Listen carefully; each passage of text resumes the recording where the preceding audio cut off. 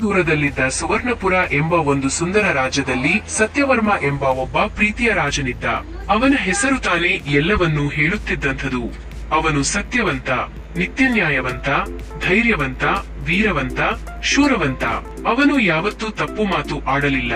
ಜನರಿಗೆ ಕಷ್ಟವಿದ್ದರೆ ತಾನೇ ಬಂದು ಕೇಳುತ್ತಿದ್ದ. ಪ್ರಜೆಗಳು ಅವನನ್ನು ತುಂಬಾ ಪ್ರೀತಿಸುತ್ತಿದ್ದರು. ಅವರು ಎಂದಿಗೂ ಭಯಪಡುವ ಅಗತ್ಯವಿರಲಿಲ್ಲ, ಏಕೆಂದರೆ ಅವರ ರಾಜನ್ ಸತ್ಯವರ್ಮನು ಅವರನ್ನು ಯಾವತ್ತೂ ಕಾಪಾಡುತ್ತಿದ್ದ. ಒಂದು ದಿನ ಒಂದು ದುಷ್ಟ ರಾಜನು, ಅವನ ಹೆಸರು ಮರಣಕಾಳ, ತನ್ನ ದೊಡ್ಡದಾದ ಸೇನೆಯೊಂದಿಗೆ ಸುವರ್ಣಪುರದ ಮೇಲೆ ದಾಳಿ ಮಾಡಲು ಬಯಸಿದ.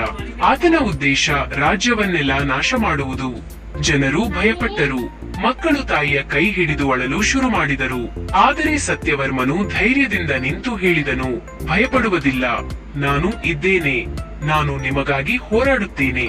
ಅವನಿಗೆ ವಯಸ್ಸಾದರೂ ಆತ ತನ್ನ ಪುರಾತನ ತಲವಾರವನ್ನು ತೆಗೆದುಕೊಂಡು ಯುದ್ಧ ಭೂಮಿಗೆ ಹೋದ. ಅವನು ಮುಂಚೂಣಿಯಲ್ಲಿ ನಿಂತು ಹೋರಾಡಿದ. ಅವನು ಸಿಂಹದಂತಿದ್ದ, ಹೆದರದೆ ಧೈರ್ಯದಿಂದ, ಪ್ರೀತಿಯಿಂದ. ಮರಣಕಾಳನನ್ನು ಸೋಲಿಸಲು ಅವನು ತುಂಬಾ ಶ್ರಮಪಟ್ಟ. ಕೊನೆಗೆ ಆತನು ಆ ದುಷ್ಟರಾಜನನ್ನು ಜಯಿಸಿದ. ಆದರೆ ಅದಕ್ಕಾಗಿ ಅವನಿಗೊಂದು ದೊಡ್ಡ ಗಾಯವಾಯಿತು. ಅವನನ್ನು ಪ್ರಜೆಗಳು ಎತ್ತಿಕೊಂಡು ತಂದರು. ಅವನು ನಿಷ್ಕಳಂಕವಾಗಿ ನಕ್ಕ. ತನ್ನ ಕೊನೆಯ ಉಸಿರಿನಲ್ಲಿ ಹೇಳಿದರು, ನೀವು ಸದಾ ಸತ್ಯವಂತರಾಗಿರಿ, ಧೈರ್ಯವಂತರಾಗಿರಿ ಮತ್ತು ಒಬ್ಬರ ಮೇಲೊಬ್ಬರು ಪ್ರೀತಿಯಿಂದಿರಲಿ. ಅವನಿಗೆ ಶ್ರದ್ಧಾಂಜಲಿ ಸಲ್ಲಿಸಲು ಸಾವಿರಾರು ಜನರು ಸೇರಿದ್ದರು. ಮಕ್ಕಳು ಕಣ್ಣೀರಿಟ್ಟರು, ಆದರೆ ಹೃದಯದಲ್ಲಿ ಹೆಮ್ಮೆ ತುಂಬಿತ್ತು, ಏಕೆಂದರೆ ಅವರು ಅಂಥ ಒಬ್ಬ ಸತ್ಯವರ್ಮನನ್ನು ಕಂಡಿದ್ದರು.